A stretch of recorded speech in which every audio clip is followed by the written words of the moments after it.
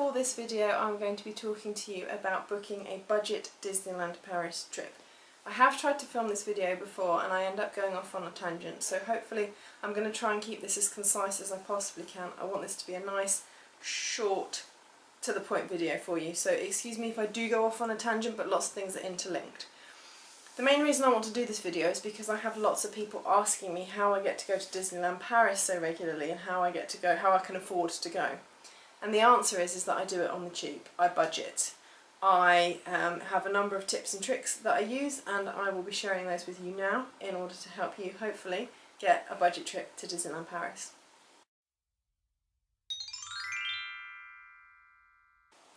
So the first thing that I do in my head is I set a target maximum amount that I will not go over for each day. I know roughly how much I want to spend for each day on hotels, how much I want the flights to cost, so I keep those prices in mind. Because I've booked regularly, I know that I don't really want to spend more than £80 on transport, and I don't really want to spend more than sort of £40 a night on a hotel. If I'm staying in a Disney hotel, then I will pay more than that, up to around £75 a night, but I've got those kind of set as my limits. For an overall guide for the holiday, I try not to go over £100 a day, so once you add up the hotel, the transfers and the transportation, divided by the number of days that I'm in Disneyland Paris, then I don't want that to exceed £100. And I don't think I've ever done a trip that's been that expensive that it's exceeded £100 a day.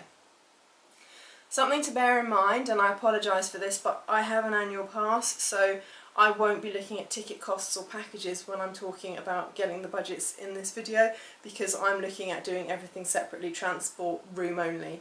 Hotels, because that's the way that I know how to book those. Unfortunately, I'm not going to be much help with tickets, although I did find that when my friend Sue first came with me, she found it cheaper to buy the UK ticket with the deal. I think it was 4 days for the price of 3 or something, was actually cheaper than me buying her the discount annual pass friend tickets, so that's always something to look into as well.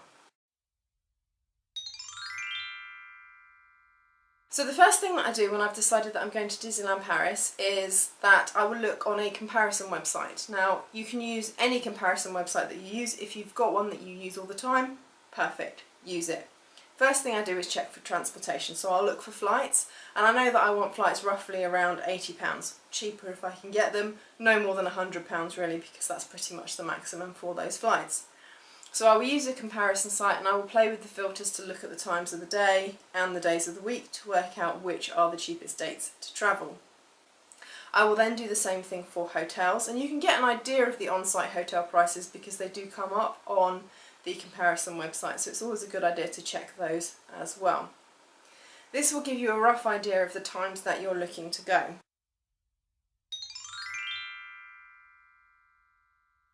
So the second tip after using that comparison website is be flexible with your dates. When you go onto the website, play around with different days of the week. If you arrive on a weekday, then it's going to be a lot cheaper than if you arrive on a Saturday. Arriving on a Saturday and starting your hotel stay on a Saturday, particularly in a Disney hotel, is the most expensive way to do a holiday.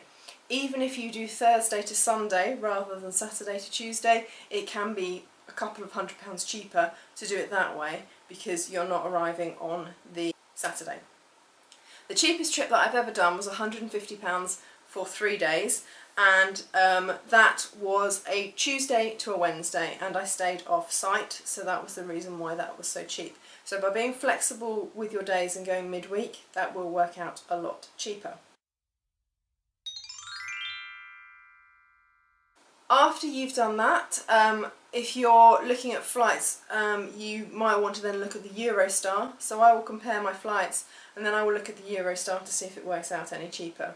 Normally, because I am so close to Heathrow, it's actually cheaper for me to fly. Sometimes it's not. So sometimes I will take the Eurostar just because that is the cheaper option. Sometimes flights are really expensive inexplicably when the Eurostar isn't. So I always just compare everything just to see what I can get for the cheapest deal. Now, bearing in mind that the direct Eurostar is always going to be the most expensive, you can actually get a fairly good cheap deal just by going to Paris itself, and then it's just an hour on the RER, which is really, really easy.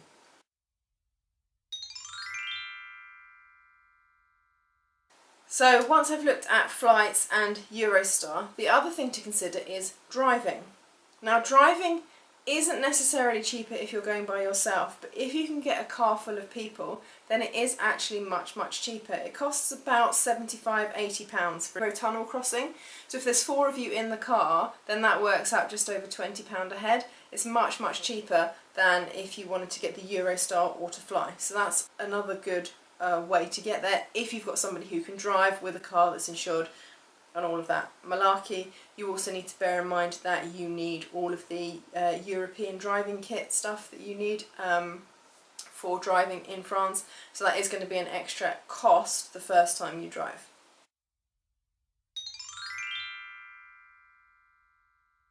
So once you've picked your mode of transport, you can then look at hotels. Now obviously off-site hotels are going to be much cheaper than on-site hotels. If you want to stay in an on-site hotel, that is absolutely fine. However, there aren't really many tricks to getting a cheap hotel room on-site. You're just getting the luck of the draw pretty much. Even with an annual pass discount now, it still can be quite expensive. So it's worth a shot. I'll always ring up and ask just to see what the prices are with annual pass discount or room-only prices. But normally off-site, if you're going for a budget trip, and you want to save the pennies, then you are probably looking at an off-site stay. Now having said that, again, you can use your comparison tool to check on-site and off-site hotel prices. Sometimes some of the hotel websites do have good on-site deals. When I stayed in the Disneyland hotel, it was through a hotels.com deal, which was really cheap, cheaper than staying with annual pass discount, so it's always worth having a look. I will always use the comparison website to pick my hotel. If I'm staying for longer than 2 nights, I do like to have a hotel with a pool, just because especially in the winter it's something extra that you can do once the parks shut at 6 or 7 o'clock in the evening. If you're going for a hotel with a pool, it's going to be more expensive than if you stay at, for example, the Kyriad, which doesn't have a pool. The Hyde Park tends to be fairly cheap, but one thing to remember is their pool is an outdoor pool, so it isn't always accessible. When we went in April this year, it was absolutely scorching. It was about 32 degrees and the swimming pool wasn't ready for the season, so the swimming pool wasn't actually open even though it was swimming pool weather.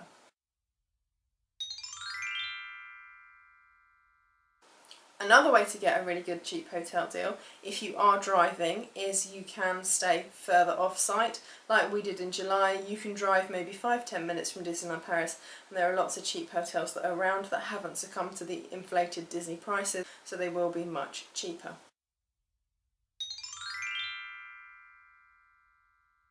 Again, when you're thinking about a hotel room, like going on the Eurotunnel, sharing a hotel room is a really good way to save costs. You normally get 2 double beds in a hotel room, so you can share with 3 other people, which means you can divide the cost of the hotel room by 4. So if it's £100 a night, you're actually only going to be spending £25 a night.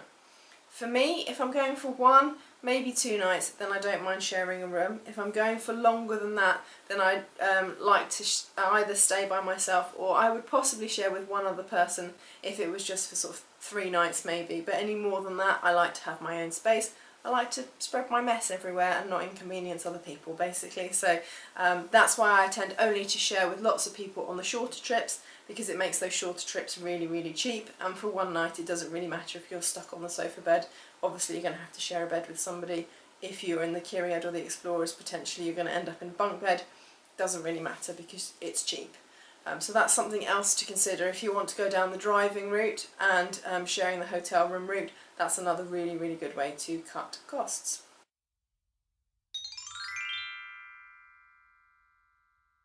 Finally, another way is to take your own snacks and drinks. That's another really good way to save lots of money.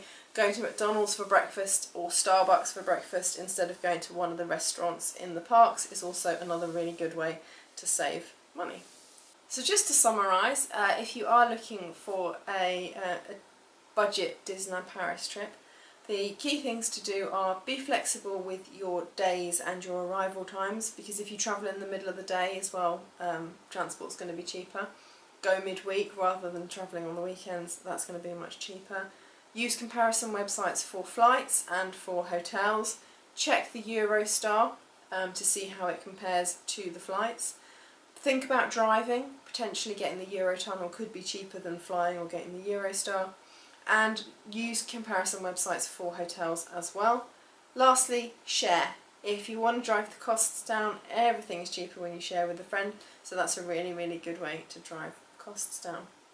Hopefully that gives you a little bit of an insight into how I managed to get all of my trips in a year. Again, my personal rule is I won't spend more than £100 a day once you divide the cost of the holiday by the number of days that I'm staying. So I will only ever pay maximum £400 for a 4-day trip. I'm going for 6 days in November, and I think it's costing me about probably around £400 for the 6 days. So you can do it. If you have any questions or if you have any other tips, then put them down in the comments below. Thank you for watching.